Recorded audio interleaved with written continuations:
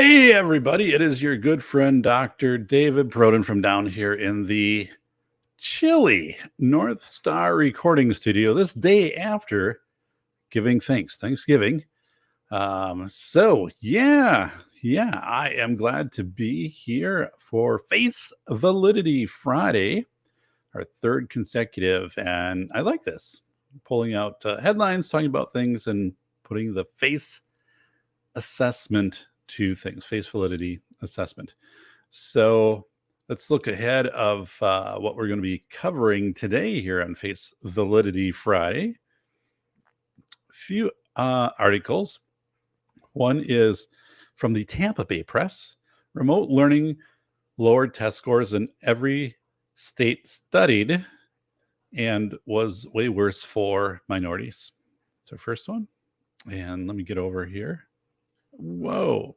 Our second one is the Tennessee Star. Yes, the Tennessee Star. Minnesota Governor Walz activates 400 National Guard to assist with nursing home shortages. That from the Tennessee Star. Our third one is the Sacramento 13, which is a TV station. Sacramento 13. Local police aim to stop smashing grabs amid holiday shopping season. And our fourth one from ZEROHEDGE. Best Buy crashes as margins slide due to organized retail theft. And I have a bonus down here, and that one is Watt Brothers, W-A-T-T, Watt Brothers show support for parade crash victims in hometown of Waukesha. So that'll be our bonus one. So let's start out by talking about Thanksgiving. So Thanksgiving yesterday, and I was thinking one of the strange parts of Thanksgiving is when everybody's at the table, right? And before you eat, you have to say one thing you're thankful for. Of course, like the first person that does that starts out by saying, well, thankful for family. So basically, like everybody has to say that after that, right? So if you say anything that isn't that, it doesn't work. So I'm like, I don't know. I think that seems to be something that should be gone. It should be one person, probably the eldest person there, unless they're going to go off on some crazy tangent. But that should be their job. Just like sum it up for everybody. Have a little time during the gathering. Hey, like, are we all good this year on the family part of like what you're thankful for? Yep. So yeah, go with that. So the second is this morning when I got my coffee. So it is at a gas station, not too far from me. I could walk it, but I do drive it. So, and I had to mix together right here Karuba, regular, spiced, like a nutmeg, a decaf, and something else because everything was out. So, it was like going to an old oil field. I'm like, and none of these derricks are pumping anything. So, and I thought, well, when my favorite one went dry, I was like, all right, this is bad, but there's still like another one over here with full caffeine. And then that one was pretty much gone. And then I'm like, oh, now I've got to start like mixing. And then they got like the low, medium caffeine. So like, this won't be the jolt that I was expecting. Plus, I have no idea how this will taste.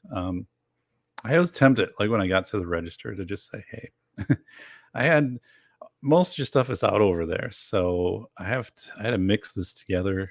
So is there a discount on that the day after Thanksgiving? The fact that, and the store wasn't that busy.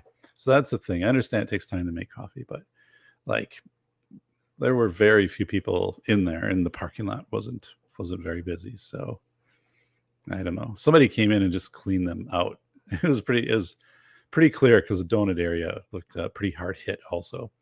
So the third thing this morning is to wake up and and Bitcoin is down like $4,000 and the stock market's down like $800. You're like, oh, or 800 points. So you're like, whoa, what's up? And it is because they're saying of this new variant, which has been been found, I don't know, South America, South Africa, where it's been found, but that potentially could send the world back into lockdown. So I hope that doesn't happen. But as face validity, though, right? Just looking at this, I'm like, when the U.S. left Afghanistan, the stock market did virtually nothing like after that. So it's Dark Mavis. Hey, what's up, Dark Mavis? So welcome here a day after Thanksgiving. And so yeah, after the show, catch a nap, buddy. But I'm glad to see you here. So yeah, I'm doing the mix of coffee this morning because it was all all it was in the coffee place that the gas station area. But so the variant warning, right? And why the stock market's reacting the way it is and everything. It's from a face validity standpoint, like we had, the exit from Afghanistan, all these things that didn't really change the stock market. So suddenly this comes out, and we have this big dip. So from a face validity standpoint, it's also, it's the 26th of November. It's almost the end of the month. Stocks typically kind of trade lower at the end of the month. There are reasons sometimes for markets to come down and have this accelerated reaction in the last, like 5 weeks of a trading year. And I'm looking at this saying, where was this news a day ago or 2 days ago? Like, it doesn't just become it's not like discovering gold, right? So you would have to go through clinical labs and stuff like that. So this feels off to me. This feels more like a stock, like a markets that were wanting to lock in gains and then also seeking an opportunity to put in some losses for the year on some accounts. So this, in my years, like, this isn't uncommon to have some big swing here in the last like 5 weeks in the market. And again, I'm looking, okay, where did the market go with Afghanistan and what else is happening and all this stuff? But I think it's going to be something I will watch, because this could be a string of days. This could be 3-4 trading days like this where it goes down. For example, the Dow Jones is at like 36,000 points. It could drop maybe like to 31, something like that. So I don't know. Just saying, I'm looking at this thing. There's other things kind of working here. So, hey, welcome to DLD After Dark. Hey, what's up, Doc? It's Bugs Bunny Voice. I love it. And Robert. All right, Robert is here, buddy. So, Robert, the key here is zero. Wait, I have the keyboard below me. Zero weight oil for Robert. So there's always something going on. Yeah. So what is face validity? We do this every week, but what is face validity? If somebody was to ask you, they're like, hey, Robert, 2 questions. One is 020 oil. Does it work good in a 4-cylinder turbo? And you're like, yes. Just change it every 5,000 miles or sooner. And the second question, you're like, what's face validity? So you're like, whoa, I got that one for you too. So face validity is, again, I could use a prop to kind of drive this home a little bit, but not there yet. You have a thermometer, and the thermometer reads 88 degrees. And you're in the middle of a snowstorm and you're shivering, the snow's coming down. So you're looking, you're like, okay, so this thermometer is supposed to measure temperature. So from a face validity standpoint, is it accurate? Is it measuring what it's supposed to measure, what's designed to measure? So you look at it and say, this thing's broken. This doesn't make sense. Face validity, right? This 88 degrees in a snowstorm. There's another option though, right? The other thing that could be happening is you're delusional, something with your senses. Something's interfering with your senses. So in that case, for face validity, that's the benefit of having a few people around you, or even spread out across the country, and you're asking them, hey, is this what you're observing also in your setting? So yeah, if you're calling one of your friends and they live up in Alberta, Canada, they're probably like, yes, because that's actually happening. But people around you, this whole thing of a member check, it is a great way to always stay grounded. If you have some people that you trust, ask them their take on some things that you're commonly experiencing, and they'll give you that feedback. So face validity. Let's get into our first story. Our first story here is from the Tampa Bay Press, which I will bring up here in just a moment. But the title is Remote Learning Lowered Test Scores in Every State Studied.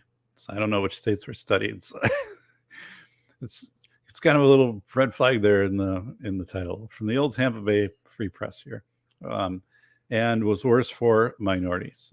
Okay, so an issue right off the bat I have with this title is you can't.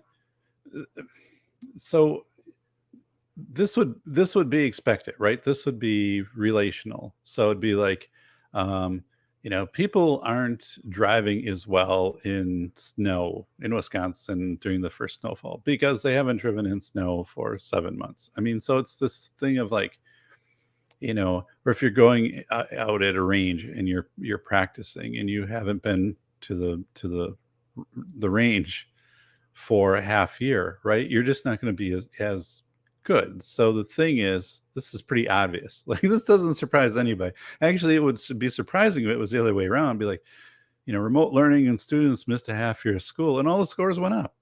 And actually, students are advancing beyond like grade levels. So the fact that they weren't in school was awesome for them. So it's one of these things. I'm like, why the hell did you do this article? Like, don't state the obvious. I hate when people feel that they have to state the obvious, because no one's like, whoa, did you hear about that in the Tampa Free Press? I'm on their website right now. So, all right, let me bring it up. This is one of the sites which has the article like in the middle third, and then it's all advertisements all around it. So let me do the share. I am upgrading to a paid version of StreamYard today.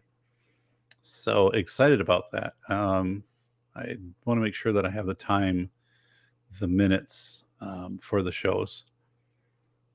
And there's all those other cool things that StreamYard has. So in the accompanying description for this, all of these articles are posted, like the name of them and where they're from, not the link. But so obviously, if there was some compelling reason you wanted to go back in on these, you could. All right, so here we go. This one is by Kendall Teets. So Kendall, put in the time to do this article that probably any of us could write, just if given a topic on Jeopardy in 3 minutes. So remote learning lowered test scores in every state studied, and was way worse. I'm going to try this coffee here. Again, this is a mix of like 5 blends because they were out of everything. So this is the very bottom stuff that comes out of the tank. It's not good. It's not horrible though. The nutmeg stuff, pumpkin spice, there wasn't enough of it, and I would normally never go with that. So it throws this really weak,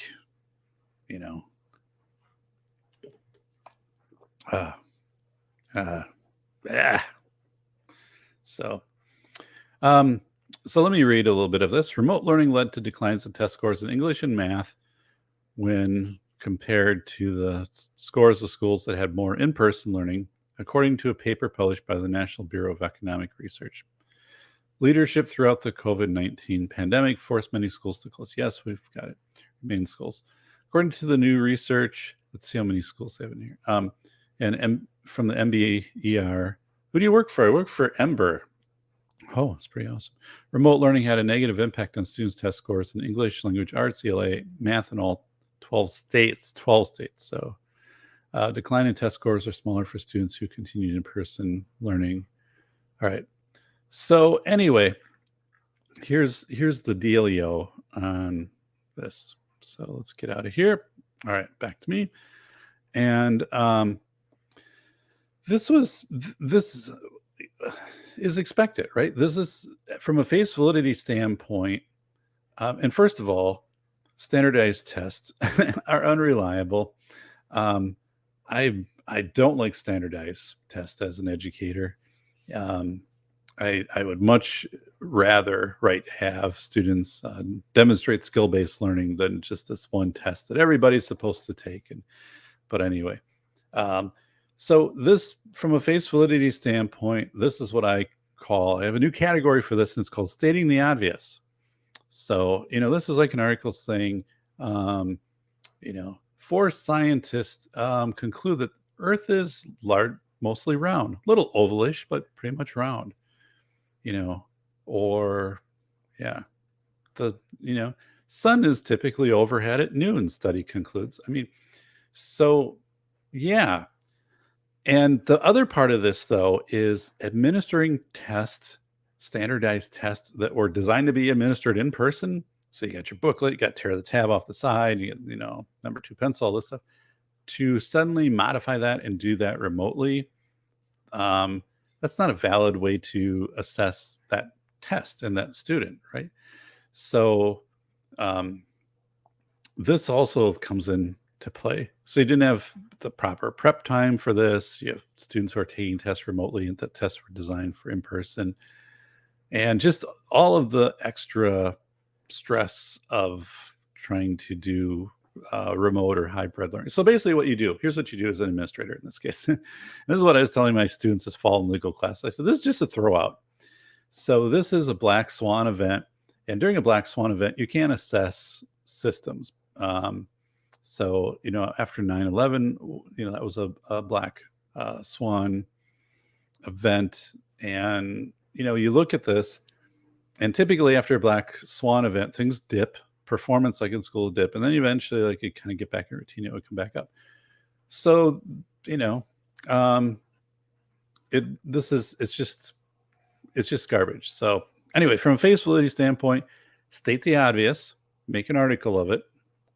And then in a black swan event, not to, here's how you improve this article. Well, first, you don't write it.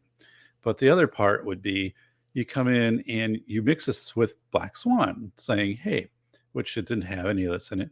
During a black swan event, which is unpredictable, performance is hard to peg. And so, like, don't give as much credit. Don't plan as much based upon this one data set that happened during really wonky times.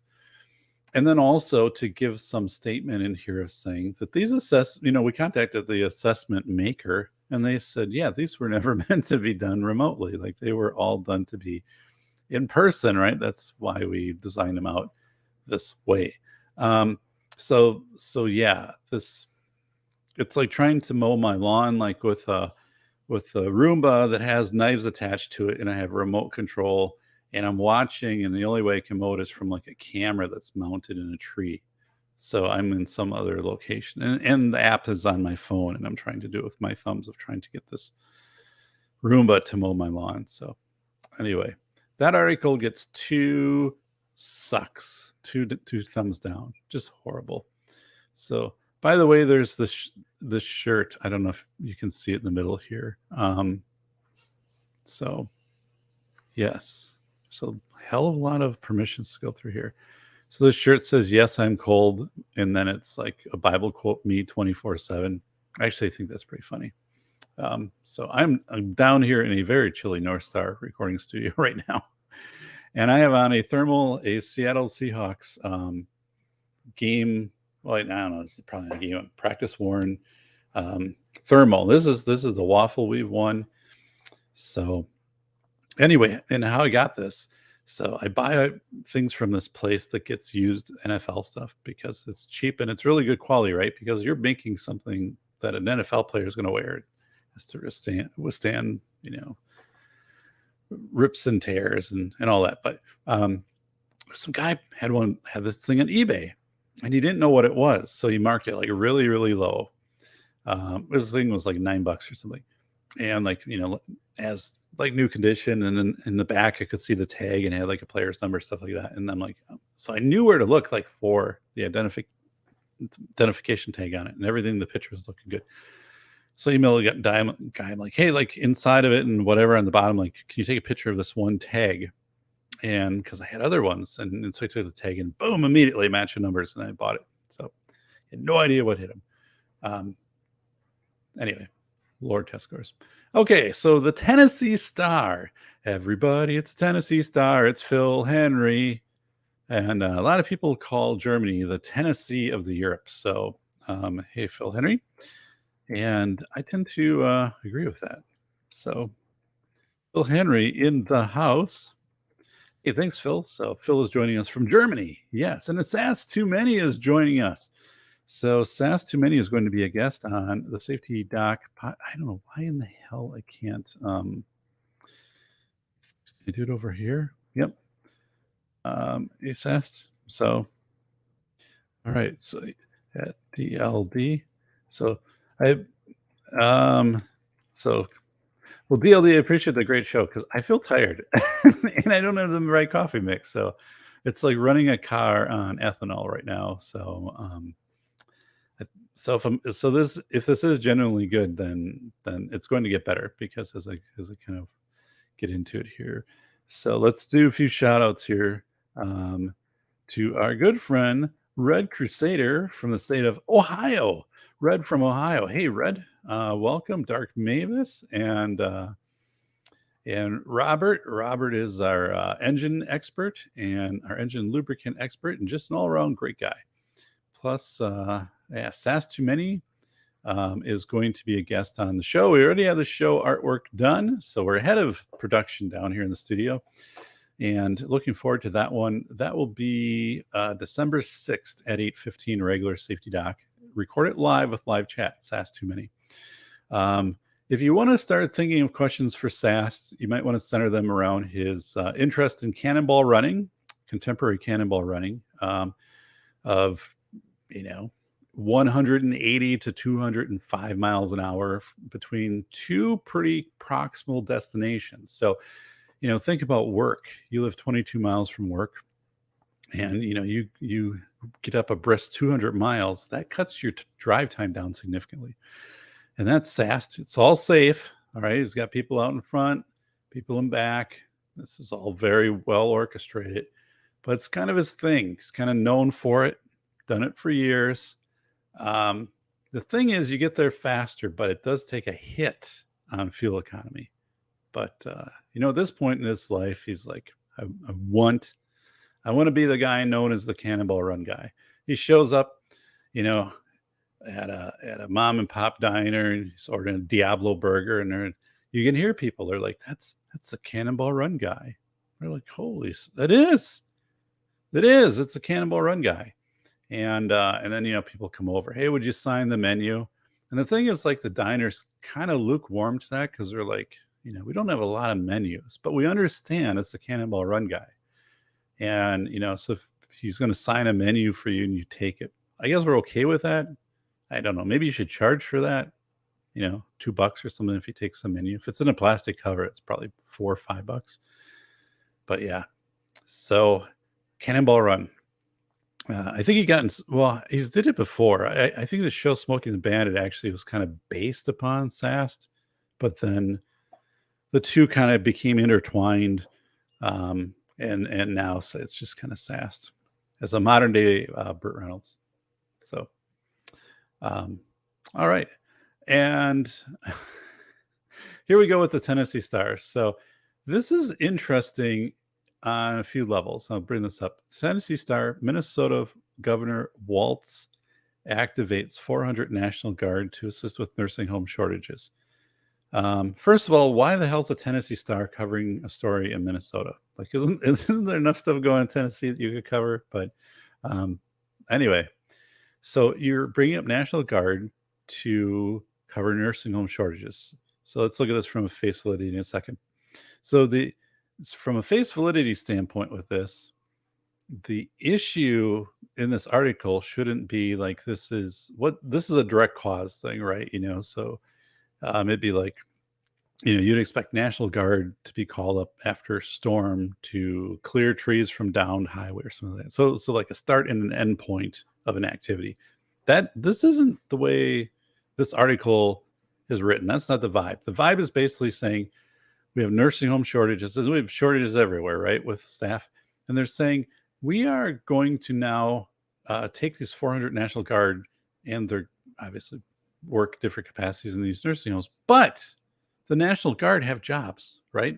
So they are then leaving their jobs to do something else. So who's taking the National Guard jobs? You're like, hey, we just brought in 400 National Guard. All right, what were they doing before? Well, they were working in nursing homes, like, and you're like, oh, okay, yeah, I see the problem with this. So there's something else in here. Let me get the article first, and then come back to it. It's called the Weinberger Doctrine. So the Weinberger Doctrine, it was from 1984. President Reagan's Secretary of Defense, Caspar Weinberger, wrote about this in School of Affairs.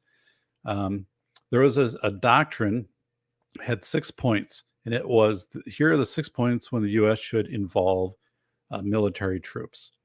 And the reason the Weinberger Doctrine came out in 1984 was because in 1980, CNN started online 24-hour news. And at that time, CNN was just covering anything they could cover. So they figured out they could go over to, third world countries and cover a fight that was happening in 2 streets, right? And they made it sound like this whole area needed emergency humanitarian involvement from the U.S. And this was something like new, like this was coming out to people watching. So then they'd be like, oh, like they would color Congress people and write to them back in 84. And there was a lot of pressure then to use troops for humanitarian efforts, which they weren't designed to do, like on this perpetual basis. And this stuff was never accurately portrayed anyway. But let's get into this. The Tennessee Star. Tennessee Star. Yeah. So at the Tennessee, what? Don't I have a link to this? Well, that makes it a little more difficult. I can find it. Yeah. So the philosophy there at the Tennessee Star is, hey, let's write about everything that's going on outside of Tennessee.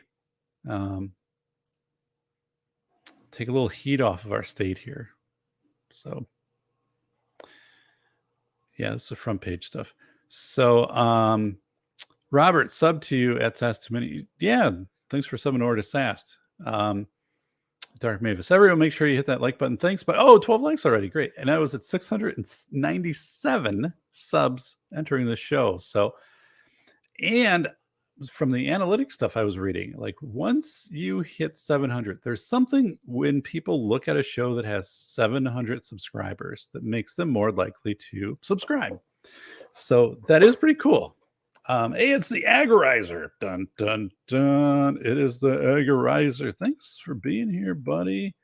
So let me give you a shout. So yeah, I'm going to change the setup a little bit. I actually should get like a really nice a headset and mic thing, which would then free up. The keyboard is like right underneath where the mic is.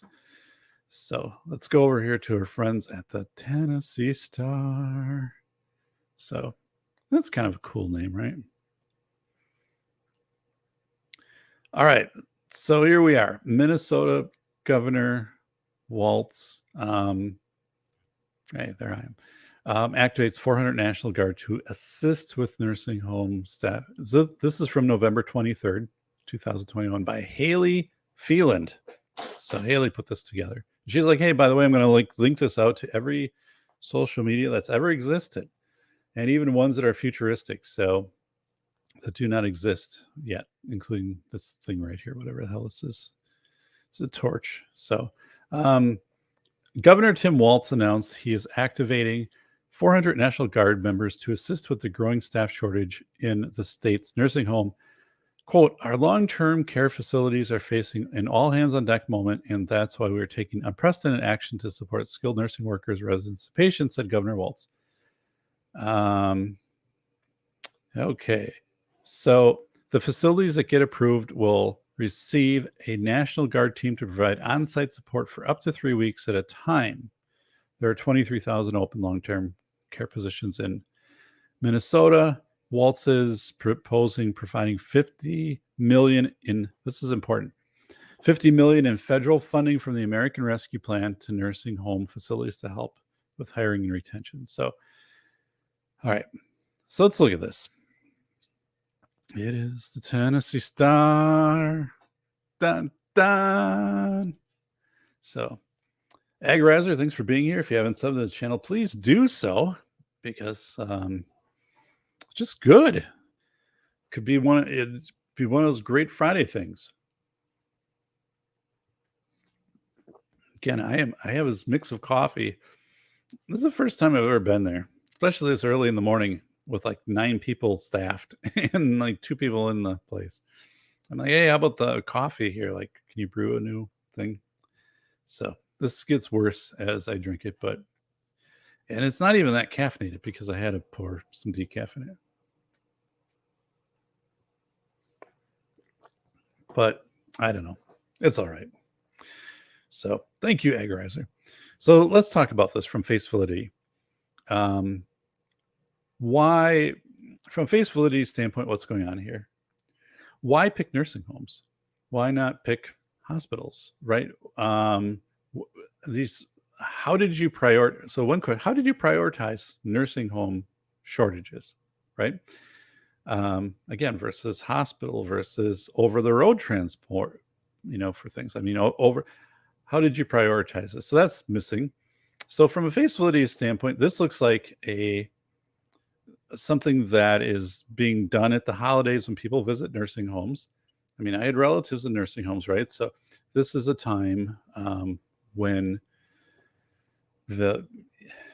I don't think this would happen necessarily in February or in October, but right now, as we're entering a time close to the holidays, I think that is contributing to this from a face validity standpoint. And then also, he's rotating 3 weeks in. So at a nursing home, at a skilled nursing facility, what is that really? I mean, what help are you getting out of this that's having a lasting impact?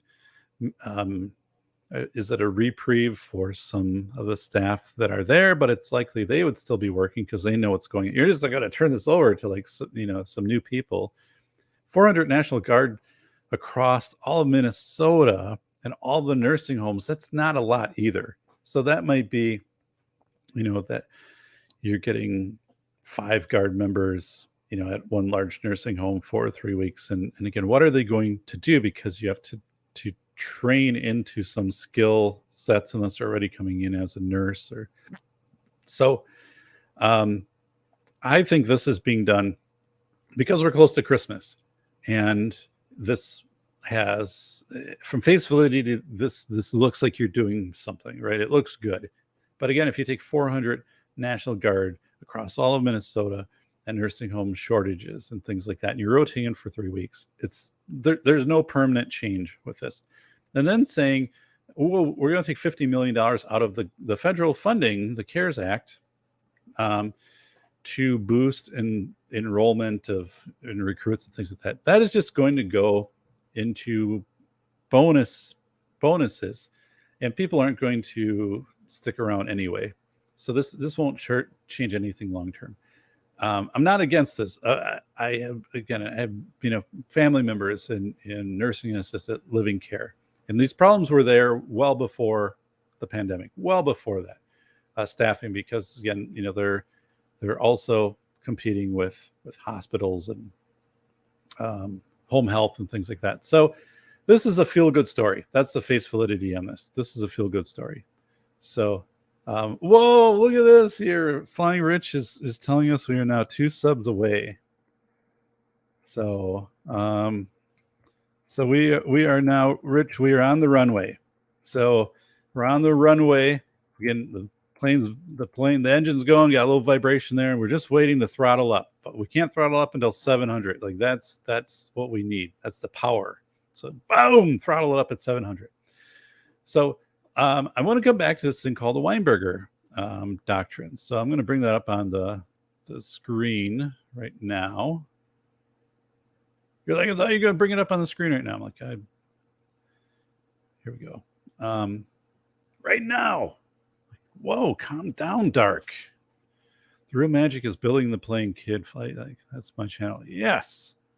All right. So let's look at this.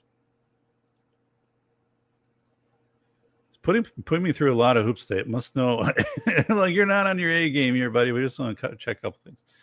Okay, so here's the Weinberger Doctrine. Why this is important, okay? So this isn't in the article. I mean, by God, if they would ever write this in an article. So I touched on this in School of Heirs, and I kind of summarize it down. And I basically saying that, the public is pushing a lot of government decisions since the 1980s, since CNN, and we can correlate that very closely to that. But when you make a decision to use your National Guard, what is happening at face validity right now, which has been happening largely since probably about 1990, the use of military troops for military intervention versus humanitarian intervention. Humanitarian has greatly increased. So, and the reason it has increased is because people see on TV that this humanitarian crisis wherever, and then they put pressure, and of course, and they use it for re-election. Like, this country or whatever it's usually never the United States, but this country was in need, and so it's become this whole kind of political posturing thing. But here are the parts. So Caspar Weinberger came out in 1984, and he's like, here's the deal: we can't send the military everywhere for especially for humanitarian relief. We'd wear them out, we'd wear resources thin, we'd open up flanks, we'd be too vulnerable. So the military's there for protecting us in military conflict.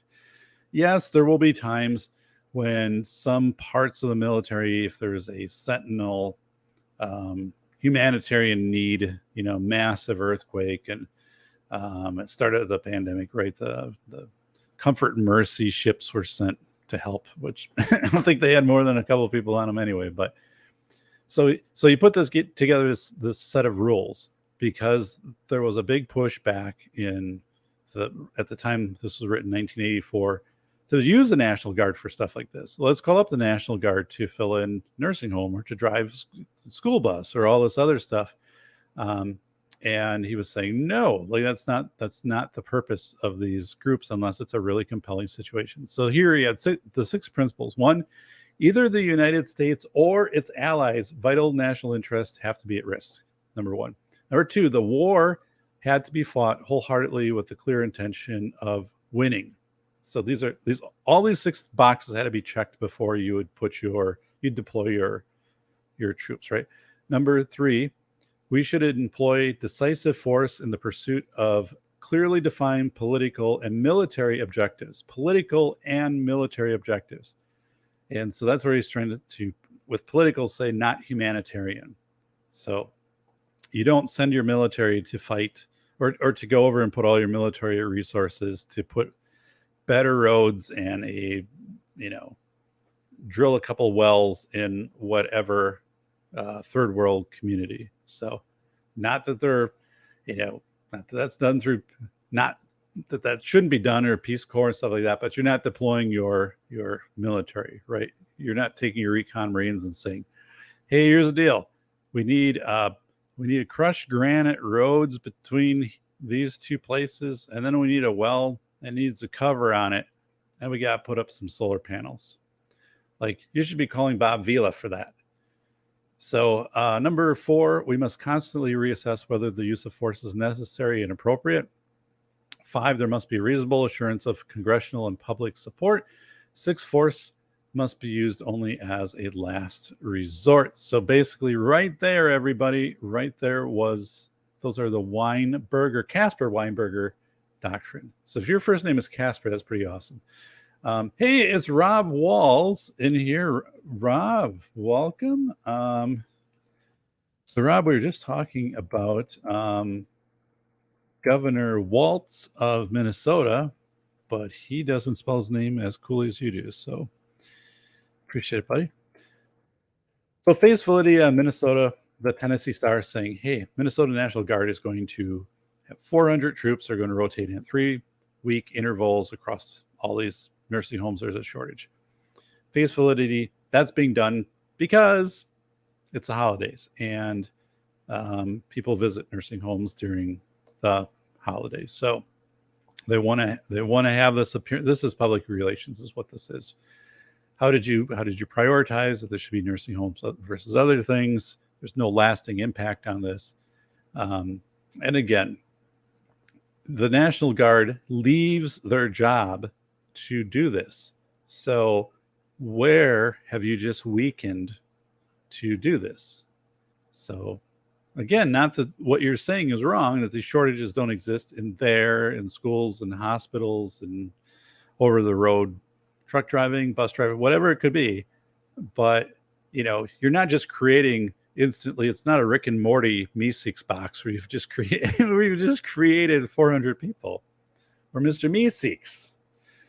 So anyway, the Tennessee Star taking this one on. So the next one, here's our third one, the Sacramento 13, which is a TV station in Sacramento. Local police aim to stop smash and grabs amid holiday shopping season. Okay. So a few things from Face Validity amid holiday shopping season. So the way this is written kind of gives a vibe of, well, this is happening because of holidays. So people are trying to get things during the holidays. So the reality is this is happening all the time, and it's happening more frequently. But anyway, they've tried to pair this up as holiday season. So the headline makes it feel like it's transitive. So yeah, that is. Hey, and Rob says, reporting in, just had a cigar and brandy coffee, watching the sunset on a chilly afternoon. Nice. So, Sass, doorbell, gotta go. All right. Probably State Patrol. They're like, hey, are you the Cannonball Run guy? Because, yeah. But so Robert, you must be watching the sun set on a chilly afternoon. So I wonder where you're at, because the sun just got up here where I'm at. So this whole thing from Face Validity, you can start to see how the wording is used. The issue here, right, from a Face Validity standpoint is, so you're going to stop the smash and grab. And what they're going to do, we're going to read part of the article, is they're going to increase patrol, and they're going to use like State Patrol in Los Angeles. So basically, you're taking law enforcement from one area, moving to another. And this only addresses a direct cause, not a root cause of this, which is you don't prosecute crimes under $1,000. So again, this is appearance. That's what this is. It's nothing more than appearance. But let's look at what Sacramento, the old 13, came up with. So Sacramento is in the northern part of the state. It's the state capital. So I learned a lot about Sacramento when I wrote about the Oroville Dam in the Velocity of Information, because the Oroville Dam is upstream, and if it would have puked out, it would have put Sacramento underwater. Oh, Derbyshire. Awesome, Rob. Very cool. My neighbor is from Great Britain and has a home in Great Britain. Where? I have no idea. So, and we've only lived here 20 years, so maybe it's something I should ask. But I'm asking, by the way, I know right now Dark is thinking, hey, this is, I want to learn more about School of Airs. So he's had a text here on the side. Dark's like, hey, you've got this book, School of Airs, Rethink School Safety in America, the most honest book about the $3 billion school safety industry. You should talk about it. I'm like, yeah. So you still have time. This thing will likely arrive before Christmas. This is hard copy, right? You can get it off of Amazon, places that sell books.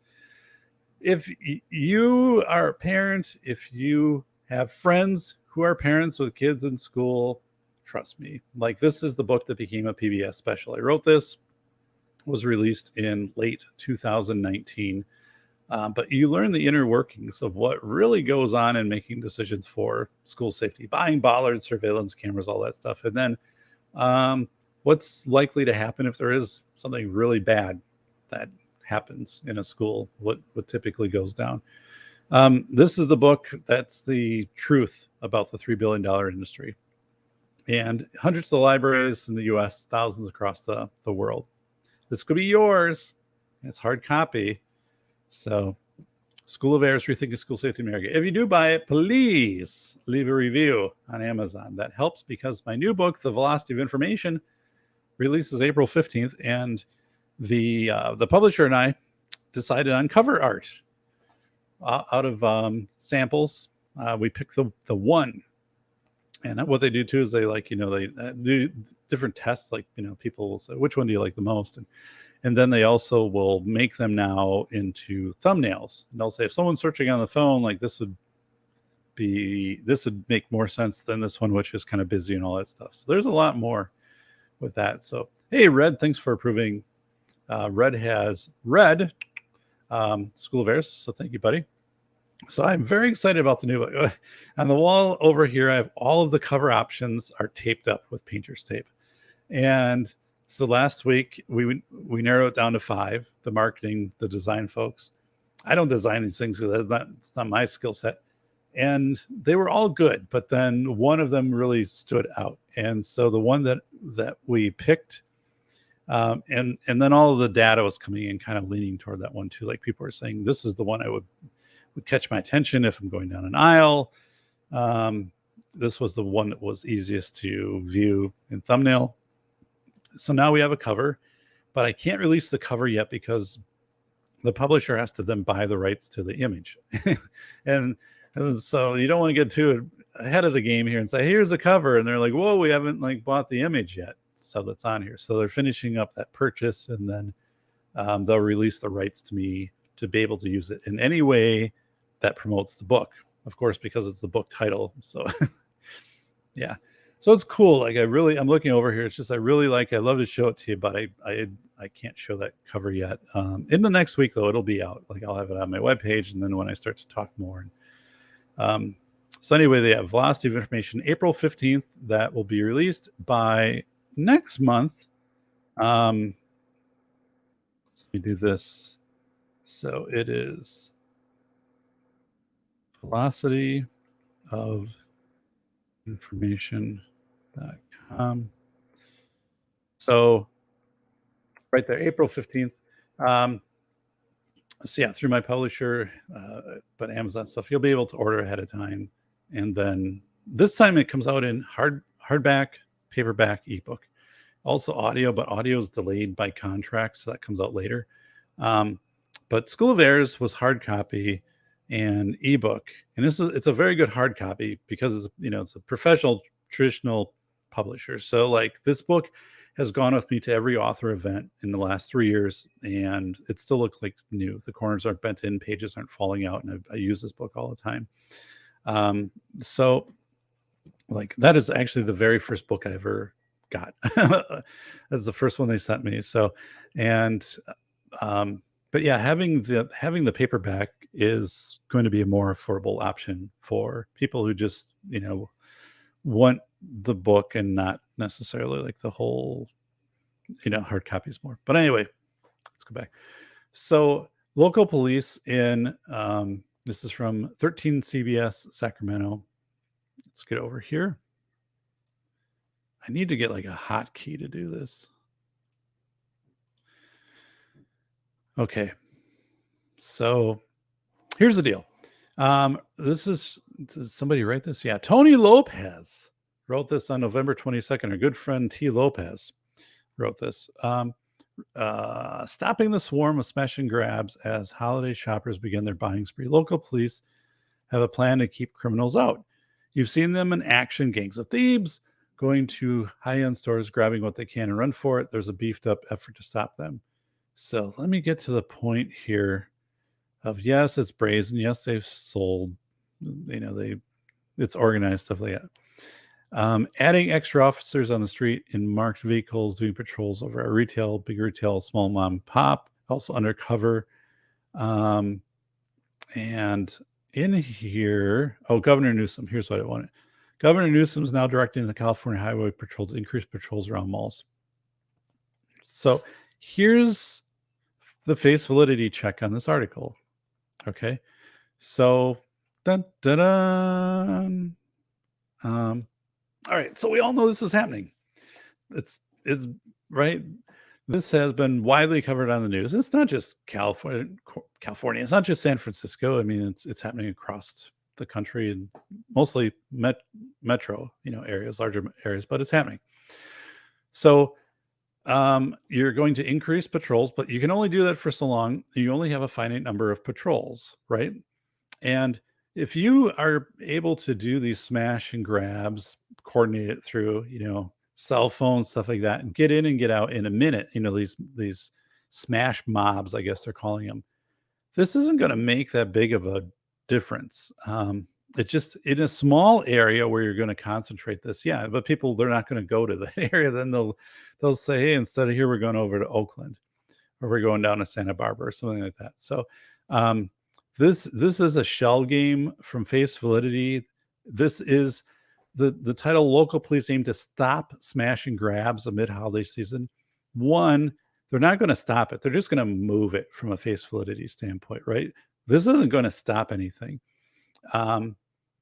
And holiday season is they want to make people feel comfortable now to go out and shop, that they're not going to be caught up in something like this and spend money. But as soon as we get to, January 8th, or, whatever, like people are done kind of returning. This is done. Like they're not going to keep this up. And the other part is, so you're going to pull the state patrol into this, but again, it's finite resource shifting. You're just taking the state patrol from state patrol activities and moving them over here. So when you have the most travel going on, right, in your Christmas season, you're saying, oh, we're just going to thin out the state patrol and we're going to put them around some of these retail areas. So the roads won't be as safe. We might have more road deaths. We might have, more or longer response time on the 405. If SAST is doing the the 202 mile coast to coast, but no, this doesn't, from a Face Validity standpoint, this isn't a solution. This is only aimed to give this pseudo assurance to people of, hey, if you go out shopping for Christmas, right, we're going to have beefed up security. But this whole thing of stop, smash, and grab, no, you're slowing it down, you're moving it, and you're only going to do this for maybe a month. And you're also weakening your California Highway Patrol. So anybody here watch Chips? Dun, dun, dun, dun, dun, dun, dun, dun, dun, dun. That was a great TV show in the 70s. So, all right. So let's get out of that from Face Validity. Yeah, bad. It's bad. Goodbye, CBS Sacramento. Okay, here's our fourth one, and then we have one more. Fourth one, ZEROHEDGE. This is from ZEROHEDGE. Best Buy crashes as margins slide due to organized retail theft. Issue weakening of security is okay. So Best Buy, the stock, and today I'm sure the stock is just getting hammered too, because everything is. Best Buy crashes as margins slide due to organized retail theft. So they said this in a earnings report, right? So companies will do usually like a quarterly recorded earnings report, and they're always made to sound really good, even if not. But this was interesting because the whole thing of shrinkage in stores or theft, right? It usually doesn't come up in earnings reports. And this time it did. And they said, our earnings aren't there. Well, one is because like people are moving away from big box stores. Like there isn't much. I have a Best Buy not far from me. There's very little incentive for me to go to the Best Buy.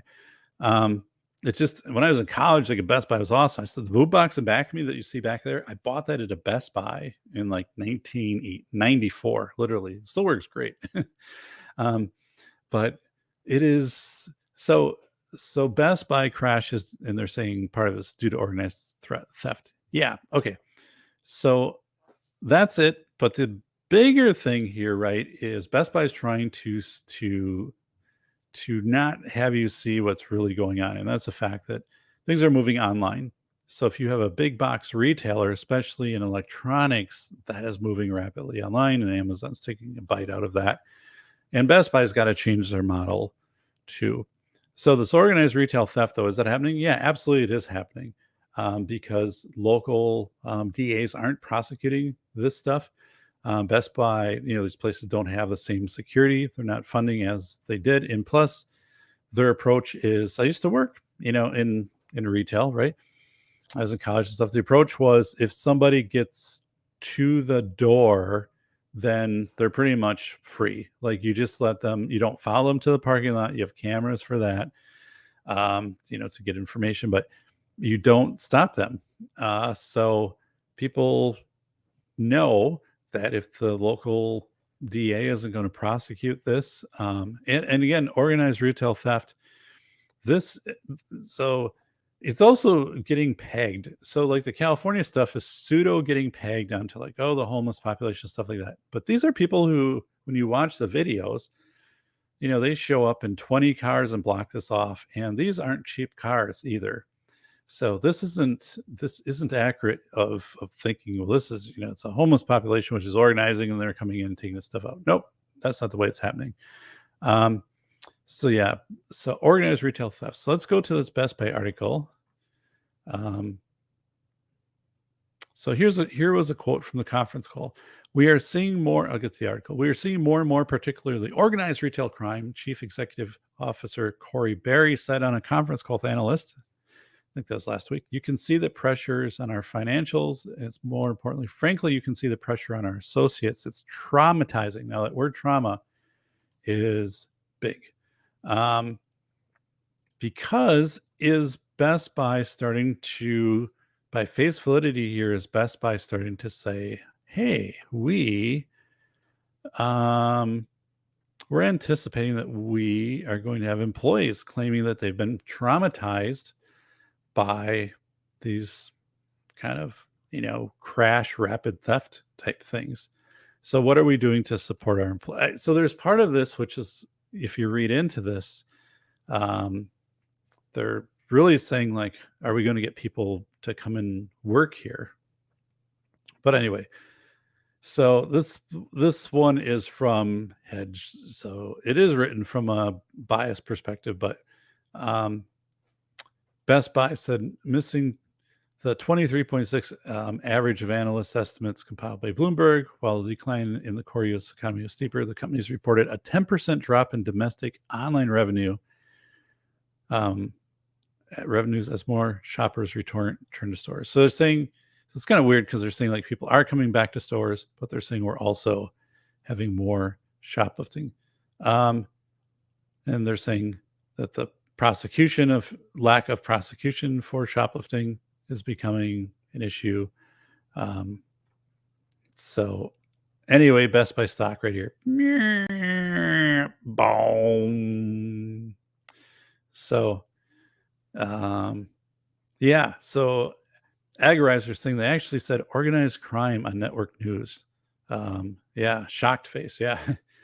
And I think so again, reading through the articles, what they're not saying in organized crime, and you're right on, Agorizer, is obviously it is organized, right? Because if you're trying to sell jewels, like I had Larry Lawton on my show, America's Biggest Jewel Thief, and he's like, it's not easy to sell. If you're robbing a jewelry store and this high end stuff, like how you get that on a secondary market and sell it, like that's not easy. So it's one thing, I guess, with electronics or, catalytic converters, things like that. But like this other high end stuff, there's only so many people in the market for that.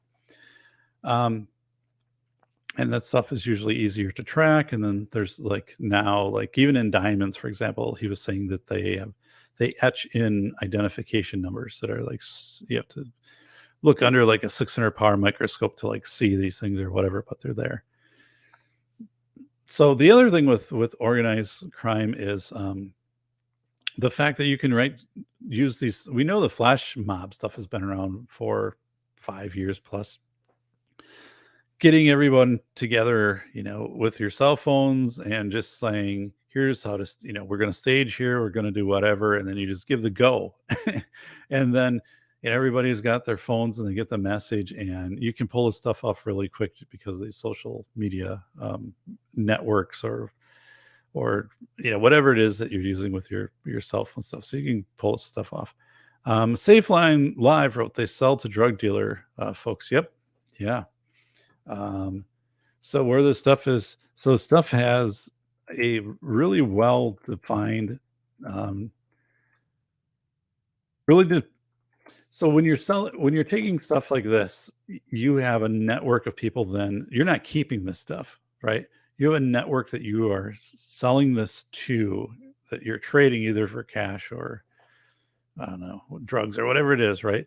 But at this high end theft type of stuff. Um, so yeah. So what does this mean from a face validity standpoint? What are they trying to convey with this article? Best Buy crashes as margins slide due to organized retail theft. They're trying to say, hey, our costs are going to be going up. You're going to experience more security or more layers at the stores. And there's another part of this. I was talking with a friend about this article, and he was saying, you know what? Maybe Best Buy is also shadowing with this in their conference calls of saying, we're just going to shrink our in-store presence, right? And we're probably moving toward things eventually being 3D printed and down the road. So maybe during this transition, we're not going to have nearly as many things in store. And so I mean, you're just going to almost have the store as a tryout experience, and then stuff would be locked. So if you went into a store and you had to literally like have an associate unlock every laptop or phone or whatever speaker for you to try, if you're doing a smash and grab, like that's not realistic. But by the time like an associate would go through and do all of this, like law enforcement would be there. And not that law enforcement is a big deterrent, but like people want to get this stuff out and get the money. If they just get there and they get taken to jail and there's nothing for them, that doesn't make sense. So so SafeLine Live wrote, it's bogus. I've been in retail loss prevention for 10 years in multiple major companies. Thanks, buddy. And post more. So as Joe Dolio also has shared,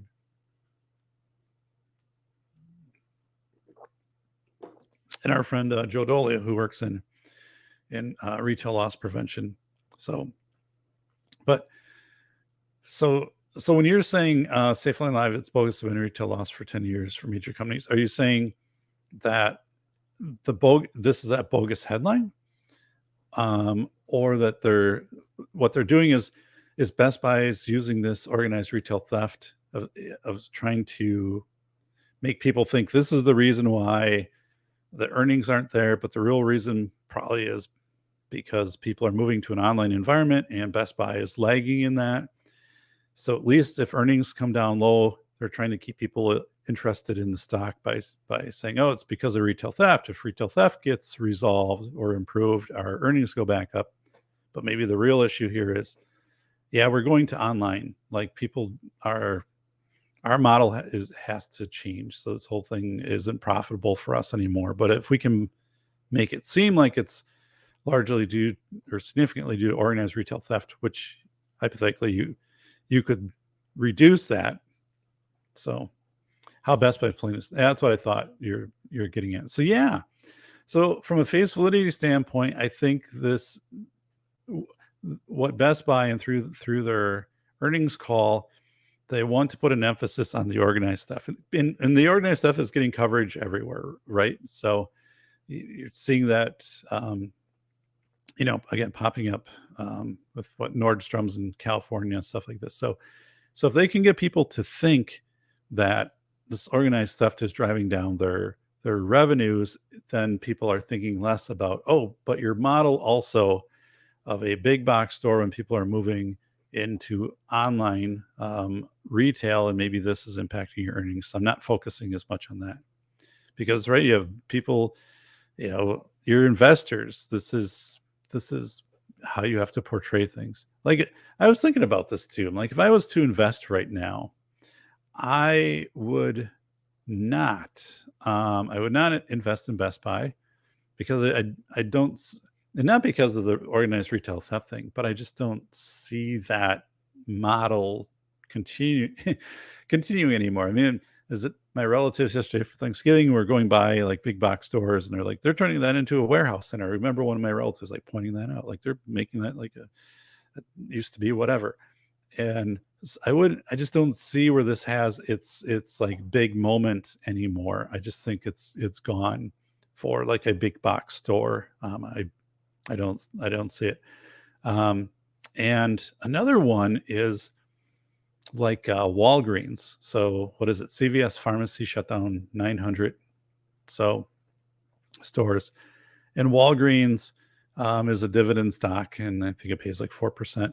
So it's it's at a lower point right now in the 40s. So it kind of looks like a good entry point, but then you got to start thinking like, I mean, are people going to really keep going to Walgreens? And even in Walgreens, it's like, oh, we're changing, we're going to be like this, pseudo medical thing. I think they've got this like Village MD they've partnered up with. So you could go there for some minor medical stuff. Maybe if you weren't feeling well, you had a prescription for whatever. But I'm like, yeah, but that's not going to fly well with the local hospitals who have a lot of power, right? They're not just going to ease that over to a Walgreens. That's not happening. So I'm kind of looking at that too, of saying, yeah, I don't think your store model is just going to be viable. So anyway, so we got that one done. So hey, and Safeline, thanks for your input here. If you haven't subscribed, you could be the 699 subscriber. Grandma's Safeline wrote, Grandma's organ.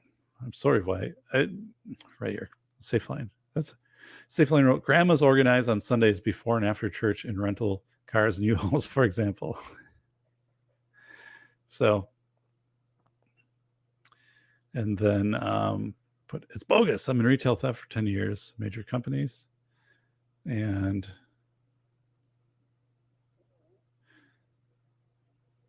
so, yep, organized crime on the network news. Shocked.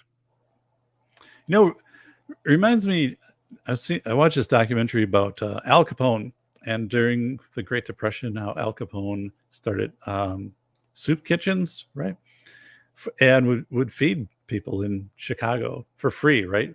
So it was this weird like PR type of thing as an organized criminal, but that was a thing back with organized crime in kind of those days. But here's Rob, Derbyshire. All right, thanks, Rob. And so here's another article. It's coming with a Best Buy one, and it's traumatized employees. So this is the part where I look at this and I'm like, ooh, is Best Buy starting to, from face validity standpoint, this is from The Hill, but the Best Buy CEO says rising thefts are traumatic for employees. Once you use that word traumatic, are you opening yourself up then? Are you anticipating right now, if you're Best Buy, that your employees might be litigating against you? Again, I'm not saying this is happening, but by reading this, so someone who comes in and says, this is a traumatic a work environment, or this causes anxiety or whatever because of these experiences. And there, you could have those experiences happen, but then like, what is Best Buy doing to respond to those? Because, for example, if you work at a bank as a bank teller, there is an assumption of risk that working at a bank as a bank teller, you might be subjected to a robbery. Like that might happen.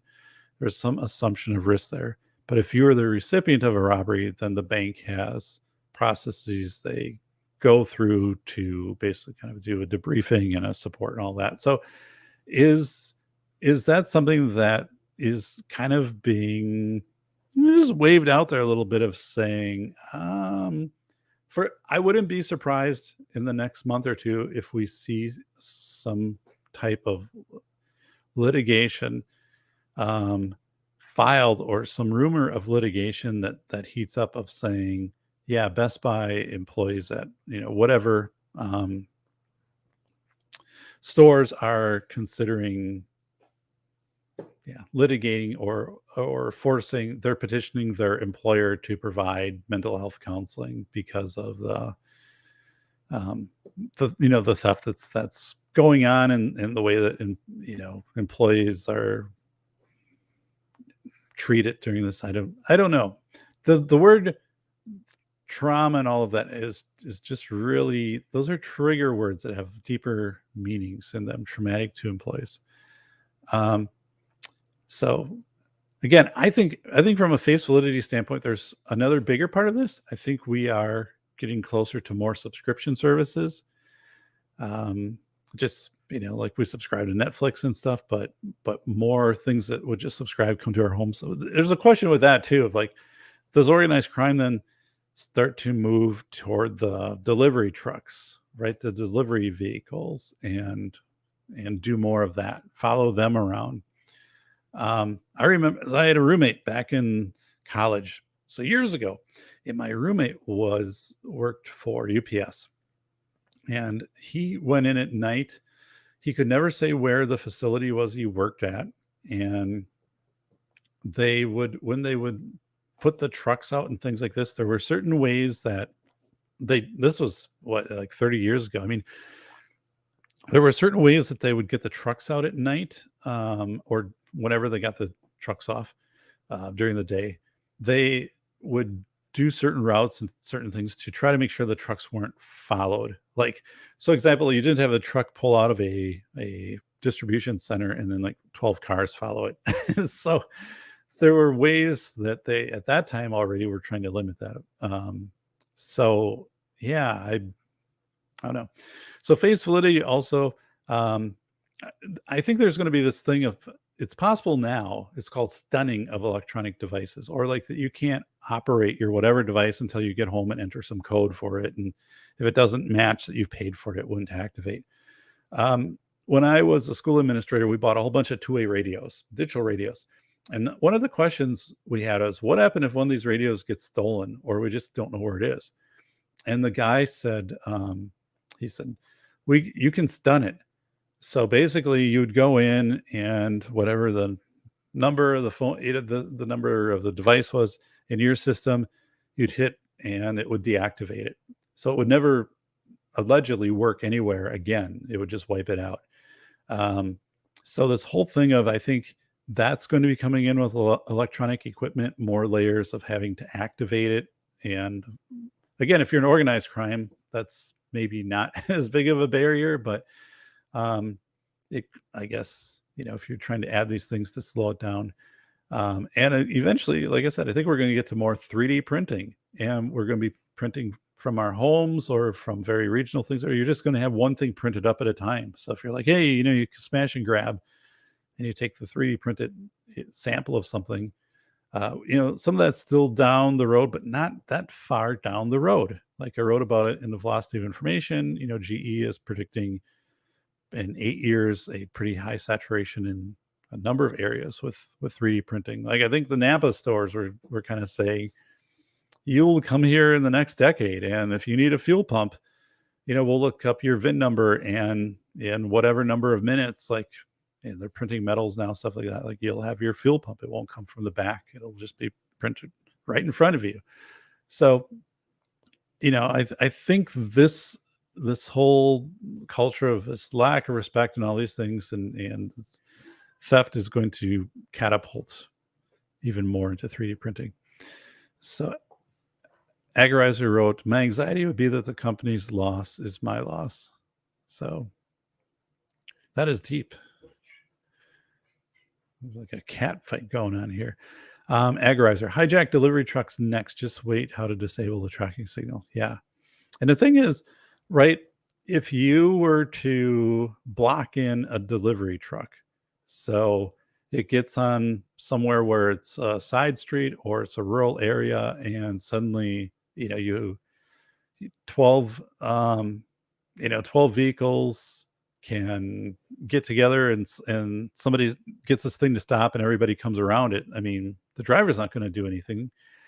It's not a Brinks truck, and they'll just open it up and everything will be gone, and really gone in 60 seconds, right? And then all these vehicles will disperse. So even if you did have police responding, I mean, maybe all these items could be having pinging with tracking devices, but again, you have a small town rural area where it's going to take police how long to respond, and suddenly these 12 vehicles, and then they're handing things off, and then they're stripping off the tracking devices. That's the thing. I'm always amazed, like of when delivery trucks come and leave stuff at the front porch. I'm like, how?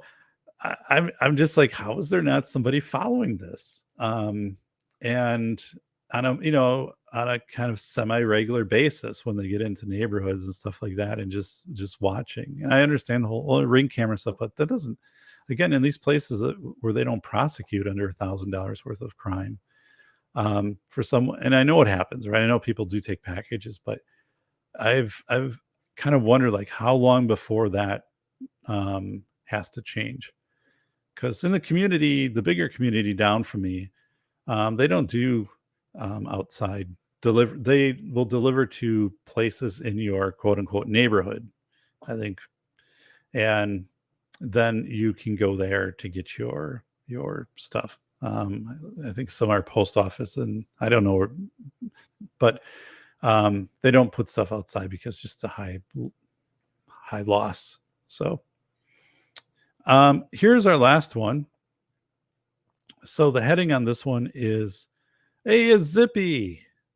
So yeah, hijacked trucks, and it is our friend Zippy here. So hey, Zippy.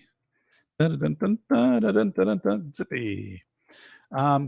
So this is our bonus, and I actually have a whole podcast centered on the words that are selected for use during crisis and chaos events to communicate those events. So the title of this one is WATT, W-A-T-T Brothers Show Support for Parade Crash Victims in Hometown of Waukesha. So by the way, the Watts lived in Pewaukee, which is next to Waukesha, but it's kind of Waukesha County. But yeah, I was going to apply for a job in Pewaukee about like 15 years ago. It's a very affluent community. Pewaukee is outside of Milwaukee. I was just really surprised. So I hadn't been there ever before, and you went through the gated communities. They'd open up in all these places. Like, whoa. So this is by Max Molsky, Wednesday, November 24th. So the bigger part of this is this past Sunday in Waukesha, Wisconsin. I live in Wisconsin. Waukesha is about 2 hours away from me. It's outside of Madison. And I'm not going to say their name. Somebody drove a vehicle intentionally through a parade and killed 6 and injured, I think, 50 or 60. And some of those are in very critical condition. So let's look at this title. This is from NBC. Okay. And let me bring it up. So this is our last one. Watt brothers show support for parade crash victims in hometown of Waukesha. Okay, so this has been now badged in all major media and local media, like Madison, Milwaukee. This has been badged as the parade crash. So this was not a crash. A crash, right, is you lose control of a vehicle and hit somebody or people. By all definitions, this isn't a crash. This is somebody who stopped, was told by police to turn the vehicle off, did not, kept going, intentionally swerved into people, accelerated, and this is over a long distance of several blocks. So the word crash makes it sound like this was an accident. This was intentional. From a face validity, the first of all, the Watt brothers doing this is very cool. Cool doesn't seem like the word, but J.J. Watt has done many things to support families who have experienced horrific things. So this is very much in character with the Watt brothers. But showing support. The thing here that I'm centering on is this whole parade crash, and that's not accurate, right? So it's Watt Brothers show support for people killed by man who intentionally sped through parade route or something like that, right? So this whole face validity is we're trying to put a positive into this, which is the Watt brothers, and what they're doing is definitely positive. But we're also pairing it with an inaccurate description. As so, let's see here. Crash. How about racist terrorist attack? Yeah, and I would say if they're trying to measure words to prevent being sued or something like that, or say domestic attack, or and again, for people killed and injured because they were killed and injured, they didn't like lose their lives. I have friends who their children were killed by school shooters, right? And one very unanimous statement across these parents to me is when people say to us, "We're sorry you lost your son or daughter," they're like, "We didn't lose them. It's not like they're going to be found. They were killed. So just say it as it is. It's killed." And so, right, um, that was murder. So yeah, so murder would, and so that would be right for the fact finder, the judge, or the jury to make that statement. But as you said, Safe Line Harbor, like this should be killed. That the victims were killed, or as whatever intentionally drove an SUV. It's not that an SUV drove through the crowd. It's that the person intentionally drove the SUV through the crowd. So these headings are all over the place. And what they're trying, so if I'm the Watt brothers, I'm looking at this too. And I mean, they grew up there, right? So there might be people they know, they might have attended these parades as kids. So you've got to have this weird feeling of like, okay, like we're supporting our community, we're doing this thing, but you've got this headline, and the headline says parade crash. And this wasn't a crash. So let's stop screen there. So yeah, so that really, from a face validity standpoint, the media has completely danced around all of this.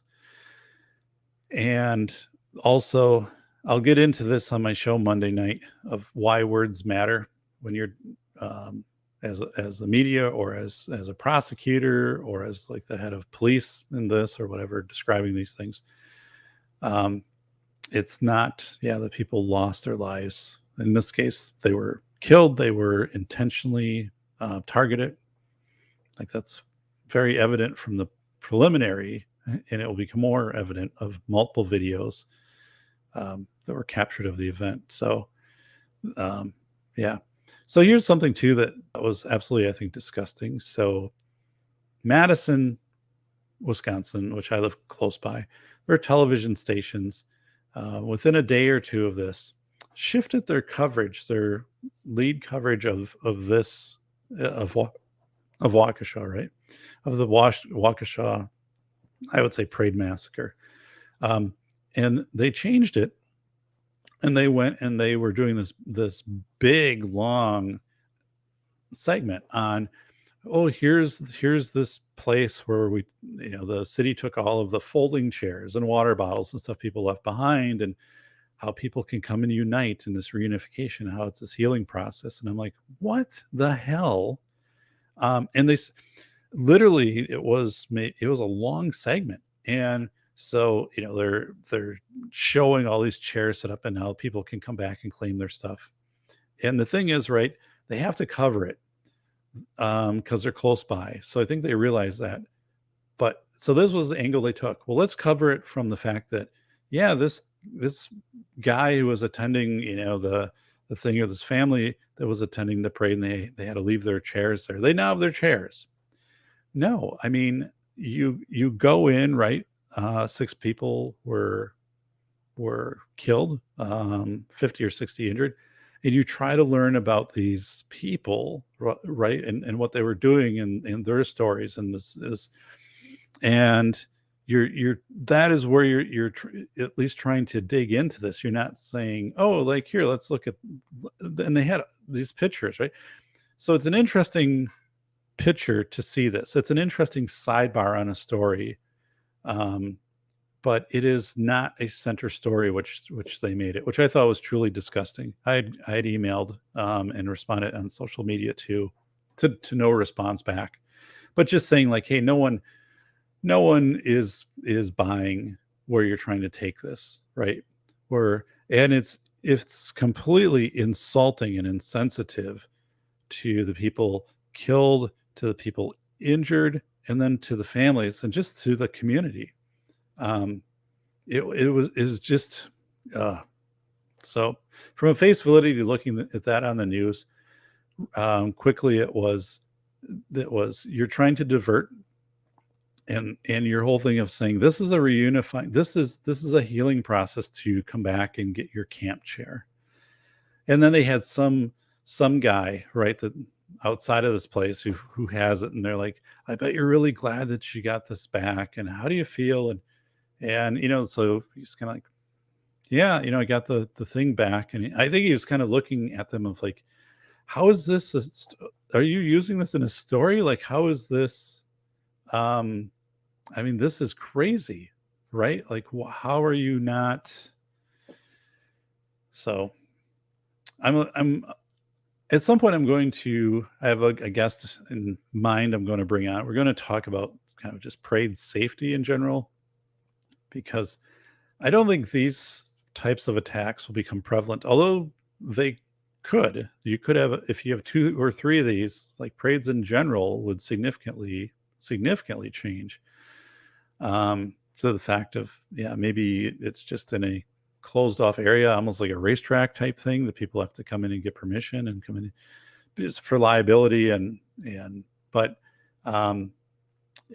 somebody posted an article about, like, hey, if you put bollards in, like, France. Yeah, well, France was when someone drove a truck up on a sidewalk. This was if you have a parade and a vehicle goes through barriers and intentionally gets into a parade, people in the, they're not, and they're also not going to be able to disperse that rapidly behind these barriers. So, like, that just, people want to jump on these pseudo solutions. This isn't a problem, right? This is one person who intentionally acted to harm people, and had those people, imagine this. I mean, it could have, if it wasn't a parade, it could have been a day that school got out and it's up on a sidewalk or something like that. I mean, it's,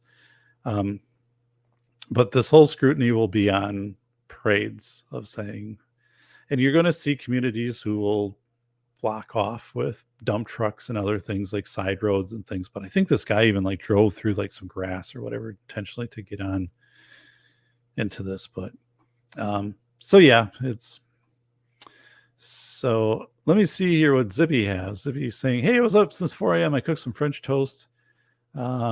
Just got back from Walmart. They had most things in. Hey, good. Had to go for another month. So actually, I had my Walmart shopping list last week. I mean, these are like things for me, like, this A23 batteries, so I can turn my Christmas lights on and off outside stuff. But everything was on there. Like, the stable fuel stuff was back in stock. So I'm like, this was the first time for a while everything was in there. Zippy made French toast. Made 22, ate only 4. Whoa, froze the rest. All right, buddy. You're busy. Aggerizer said, where's moms against SUVs? So, yeah, like Shannon Watt, eerily quiet on this, right? And also from a face validity standpoint, this was, I mean, extremely quiet out of Hollywood and professional sports. Because a parade is something everybody has some, knowledge with, right? I mean, like the Rose Bowl parade, things like that. I mean, so it's not obscure. But yeah, you have, and the Green Bay Packers issued a statement, but it's like it kind of ended at that. So yeah, I don't you would think that there would be this both outrage and this visceral response to supporting the community and supporting people, and this faded fast. Within 48 hours, it was largely off of the headlines. I mean, this hasn't even been a week, right? And in my state, I mean, this is a huge sentinel event. And as a nation, I mean, to have this happen at a holiday parade. So the right off the bat, like face validity, the way that the media was covering this, and again, the words, parade crash, and then changing to focus on these things like, oh, the reunification, here's how the city is getting everybody their water bottles back or stuff like that. It's like, nope. Zipro Doc, have you heard of cyberpunk genre? I have. I'm not a cyberpunk guy, although I think goth is pretty cool.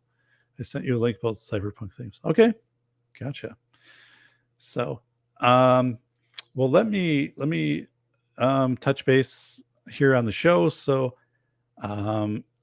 as we started the show, we had 697 subscribers. I don't know where we're at now, but I'm excited because reading up about growth on YouTube, 700 seems to be a special number. If once people see a show has 700, they're more likely to watch and subscribe. And you're also more likely to accelerate once you hit 700.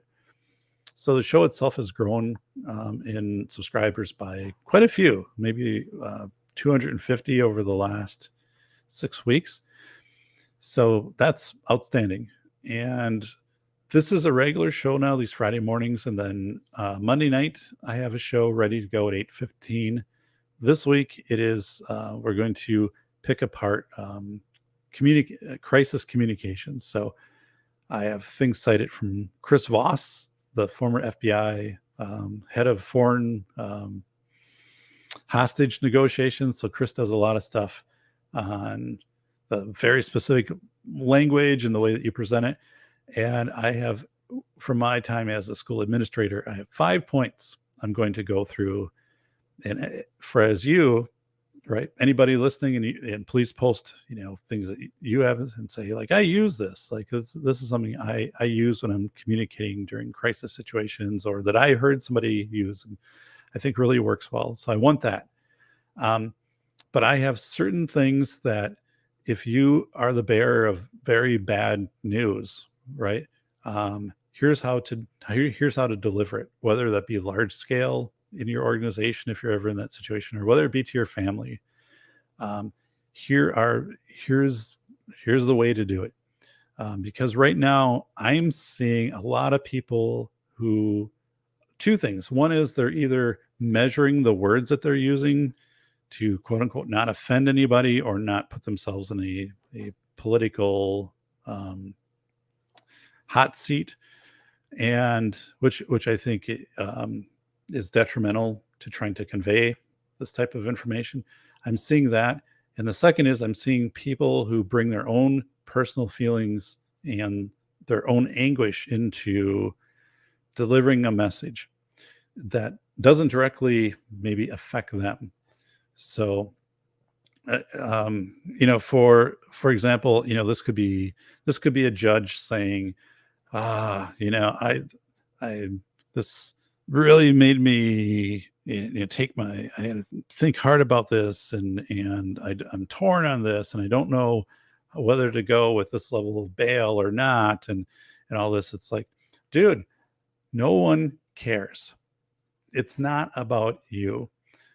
Your job is to come out and say, boom, here's what the bail is, or like, there's no bail, or whatever it is. Like, it's objective. We don't need this whole thing, because the moment you try to do that in that position, you're just trying to justify. So it's your job to make that position. So make the damn decision. So, hey, it's Armitage. Hi, buddy. So I I caught DLD's show last night, and then I saw him in here when I'm doing the show this morning, and I'm like, that guy never sleeps. So he needs to get more sleep. But maybe when you're young like that, you can power on without as much sleep. But I'm like, holy smokes. So yeah, and so I see that with I see it with people that try to justify, and then also people who they don't understand that, again, the delivery of bad news isn't for you then to convey your own vesting, unless this absolutely directly affects you. I mean, if your son, daughter, spouse was involved in this horrific event, but don't do that. So I'm going to go through and give some scenarios. I'm going to give the exact terms I would use. I've got a blog post all ready to go. So again, like where this might be relevant for you is, as you're watching people do this, kind of understand the techniques they're trying to do, and if they're trying to divert, or if they're trying to do this thing called negative vicarious rehearsal, is where they try to bring themselves into everything, even if it doesn't involve themselves, because it's their time in the spotlight. But also, if you are the one then that is leading the delivery of bad news in the family for something, right? Here is how to do that. And also how to do it in 60 words. That's another part. Here's how to do it in 60 words. And then, well, face validity next Friday, of course. And then Monday, December 6th, SAST One Too Many will be on the show. So actually, and in that show, authentically, SAST will be talking about life after traumatic brain injury. When he was a young man, he had a traumatic brain injury from an accident, and he's going to talk about how that changed things for him, and then living years of the traumatic brain injury and the strategies he used to counter that and to keep moving forward. And then he also, SAST is going to talk about, growing up, and, you follow what the directives that the media follows. You just kind of go with it for a certain time. Most people do, until they get to a point in life when they're like, I don't think this is real. Like the way that this is being told and all these narratives, I just don't think this is accurate. And he's going to tell us about when he got to that point in his life, as some people call it the red pill. But it's really insightful to listen to this point, and then how he started to get different information sources, because that's what we're all about, like with face validity and understanding what's happening in different sources. So let's see. So Red wrote, you're supposed to be an unbiased judge, not an emotional radiator. I get it, Doc. Oh, yeah. Actually, that's a great term, emotional radiator. Yeah. I would have used that in my book if I would have had that term. You're right. Yeah. And I'm seeing more people do this. And one is, I don't know if they have practice or they have any coaching on how to be the bearer of very bad news. Or just like how to be the bearer of news in a very charged situation. Like, I don't think people get much coaching on that. So again, like the show on Monday, it will help with that. And again, any of us could be put in that situation where it falls upon us, maybe on a smaller level, to deliver bad news. So we're going to talk about that. So not a bad news Monday, but and then as you work, right, as you're talking to friends and family members and things like this, it's interesting. When at Thanksgiving yesterday, like, people were interested as I was talking about the new book, and they were asking me questions about. I didn't intend to talk about it that much. I was kind of talking about where the progress of it was, and the cover was decided and all of that stuff. But then, they were really asking for, like, so what should I do then, like, for this, or what did you learn, or what did you learn from this, or like, how could I take this and So it was pretty cool. And then it's one of those things like people are eager for discussions and trying to figure out how they can apply these things to their everyday lives. So I felt myself like really almost like teaching more of it than just talking about it. And that wasn't my intent at all, kind of coming into that. I wasn't going to show about, hey, here's a book. So Zipper, I need to drag my arse over to DLD and not to Zombie Drive. So bye. All right. So, all right. The most honest book about the $3 billion school safety industry, School of Errors, and you can order it, right? So still out there. It's hard copy. If you are a parent or you know somebody who is a parent, it's very relevant if you have kids in school. If you're a taxpayer, just figure out how's my school probably spending money on, is it bollards and surveillance camera and billions of dollars of stuff that really isn't making the school safer? What can and should they be doing instead? So School of Errors.